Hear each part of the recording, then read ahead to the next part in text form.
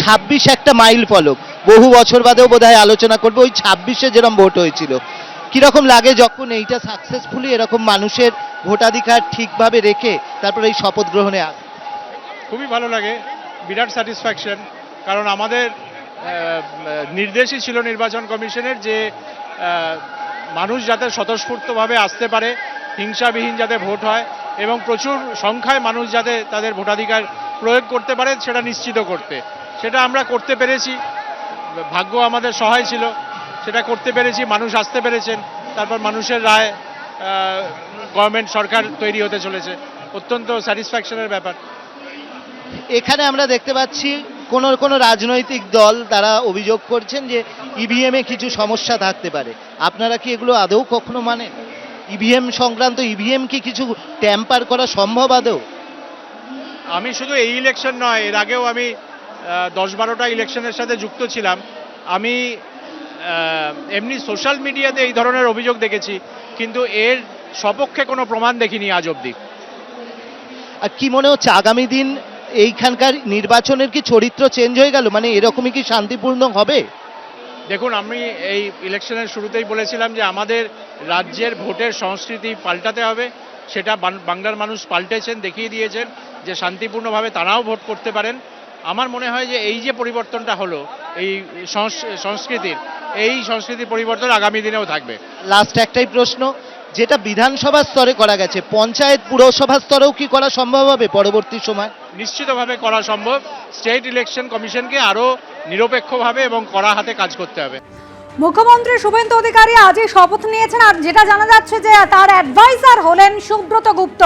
মুখ্যমন্ত্রী শুভেন্দু অধিকারী, তার অ্যাডভাইজার হলেন সুব্রত গুপ্ত। এই মুহূর্তে যে খবর পাওয়া যাচ্ছে, আজই মুখ্যমন্ত্রী হিসেবে শপথ নিয়েছেন শুভেন্দু অধিকারী এবং তার অ্যাডভাইজার হচ্ছেন সুব্রত গুপ্ত। নতুন মুখ্যমন্ত্রীর পরামর্শদাতা হলেন সুব্রত গুপ্ত। এই মুহূর্তে পাওয়া খবর, মুখ্যমন্ত্রী শুভেন্দু অধিকারী, তার পরামর্শদাতা হচ্ছেন সুব্রত গুপ্ত। আজই মুখ্যমন্ত্রী হিসেবে শপথ নিয়েছেন শুভেন্দু অধিকারী, তার পরামর্শদাতা হচ্ছেন সুব্রত গুপ্ত।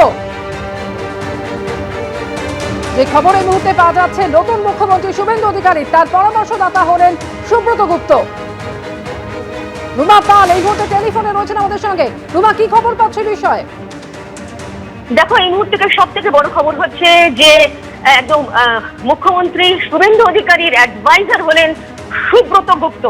সুব্রত গুপ্ত, যার হাত ধরে কিন্তু নির্বাচন কমিশন সেই দেখেছে যে সুব্রত গুপ্ত এসআইআর প্রক্রিয়া থেকে স্পেশাল অবজারভার ছিলেন, তারপর তিনি বিশেষ পর্যবেক্ষক, স্পেশাল রোল অবজারভার থেকে স্পেশাল অবজারভার, এবং তার যে ভূমিকা সেটা কিন্তু নির্বাচন কমিশন দেখেছে। এবার কিন্তু রাজ্য দেখতে চলেছে এবং মুখ্যমন্ত্রীর অ্যাডভাইজার হলেন সুব্রত গুপ্ত। এই মুহূর্তে কিন্তু সব থেকে বড় খবর, নতুন মুখ্যমন্ত্রী পেল এই রাজ্য শুভেন্দু অধিকারীর অ্যাডভাইজার হচ্ছেন সুব্রত গুপ্ত। এবং সব থেকে বড় নোটিফিকেশন জারি করে বলা হয়েছে এবং নোটিফিকেশন জারি হয়ে গেছে। নতুন মন্ত্রী হবেন মন্ত্রী এবং নতুন মুখ্যমন্ত্রী হচ্ছে, নতুন মন্ত্রিসভা গঠন হচ্ছে। সেখানে দেখা যাচ্ছে যে সুব্রত গুপ্তকে করা হলো একেবারে অ্যাডভাইজার, মুখ্যমন্ত্রীর অ্যাডভাইজার। সুব্রত গুপ্ত স্পেশাল রোল অবজারভার হিসেবে এসেছিলেন এবং এসআইআর প্রক্রিয়ায় তার কিন্তু ভূমিকা একদম বলা যেতেই পারে যে একদম তার ভূমিকা নিয়ে কিন্তু বিশেষভাবে আলোচনা হয়েছে। কারণ তিনি যেভাবে এসআইআর প্রক্রিয়া সম্পন্ন করেছেন এবং বিভিন্ন জেলায় ছুটে গিয়ে সমস্ত এসআইআর প্রক্রিয়া সম্পন্ন করেছেন।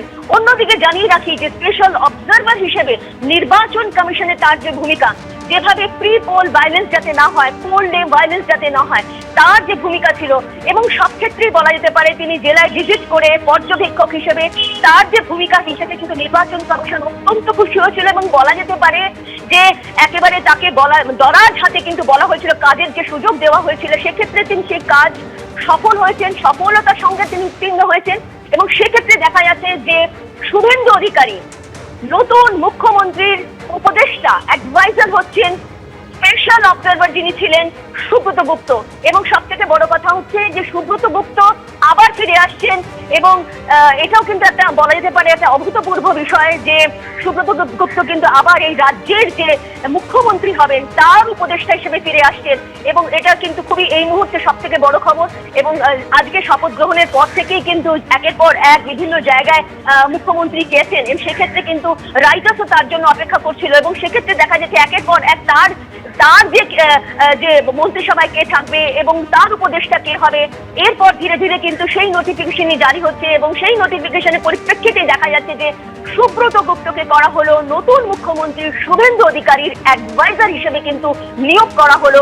এবং এটা অবশ্যই এটা খুবই গুরুত্বপূর্ণ তাৎপর্যপূর্ণ বিষয়, যেখানে কিন্তু স্পেশাল রোল অবজারভার থেকে স্পেশাল অবজারভার এবং এবার রাজ্যের মুখ্যমন্ত্রীর অ্যাডভাইজার হিসেবে উপনীত হতে চলেছেন সুব্রত গুপ্ত।